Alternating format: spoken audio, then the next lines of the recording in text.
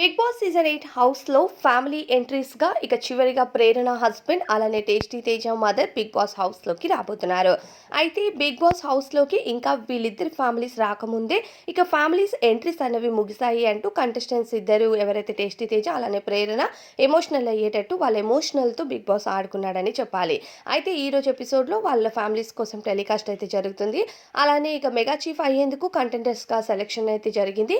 వాళ్ళకి పెట్టిన టాస్క్ విషయానికి వస్తే కొన్ని ఆల్ఫాబెట్స్‌ని సరైన పద్ధతిలో అరేంజ్ చేయాల్సి ఉంటుంది అంటూ గార్డెన్ ఏరియాలో టాస్క్ పెట్టడం జరిగింది.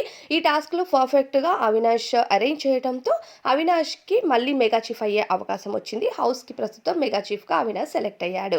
ఇక అవినాష్ రెండవసారి ఇది మెగా చీఫ్ అవ్వటం అని చెప్పాలి.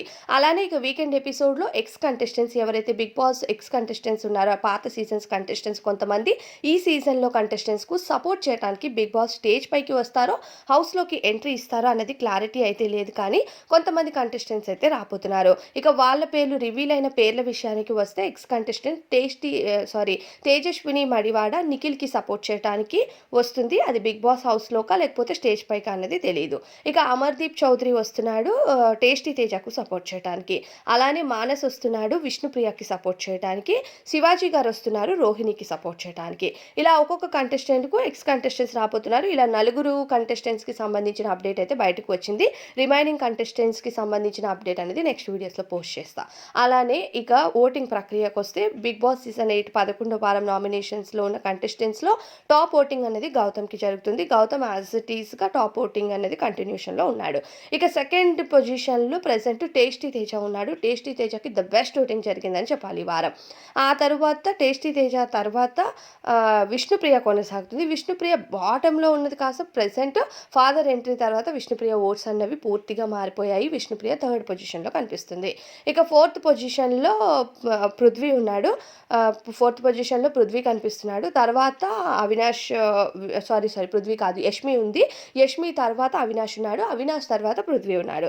అంటే ప్రెజెంట్ డేంజర్ జోన్‌లో యష్మి అలానే అవినాష్, పృథ్వీ వీళ్ళు ముగ్గురు ఉన్నారనమాట. కానీ ఇద్దరు కంటెస్టెంట్స్‌నే చివరిగా మనకి డేంజర్ జోన్‌లో నిలబెడతారు కాబట్టి అవినాష్ మరియు పృథ్వీని నిలబెడతారు. అవినాష్ సేఫ్ అవుతే పృథ్వీ ఎలిమినేట్ అవుతాడు. ఎందుకంటే అవినాష్ ఇప్పటికే బిగ్ బాస్ హౌస్‌కి మెగా చీఫ్ అయ్యాడు. యష్మి డేంజర్ జోన్‌లో ఉంటుంది లేదంటే విష్ణుప్రియ ఉంటుంది అనుకున్నారు నిన్నటి వరకు. బట్ ఇప్పుడు ఓటింగ్ అంతా తారుమారైపోయింది. విష్ణుప్రియ ఫాదర్ ఎంట్రీతో విష్ణుప్రియకి ఒక్కసారిగా ఓటింగ్స్ అనేవి బాగా పెరిగాయి. టేస్టీ తేజ కూడా థర్డ్ పొజిషన్ నుంచి సెకండ్ పొజిషన్‌కి వెళ్ళిపోయాడు. గౌతమ్, టేస్టీ తేజ, విష్ణుప్రియ తర్వాత యష్మి, పృథ్వీ ఇక లిస్ట్‌లో మనకి అవినాష్ తర్వాత పృథ్వీ లిస్ట్‌లో కనిపిస్తున్నాడు. మరి పృథ్వీ ఎలిమినేషన్‌పై మీ అభిప్రాయం ఏంటి అనేది కామెంట్స్‌లో చెప్పడం మర్చిపోవద్దు.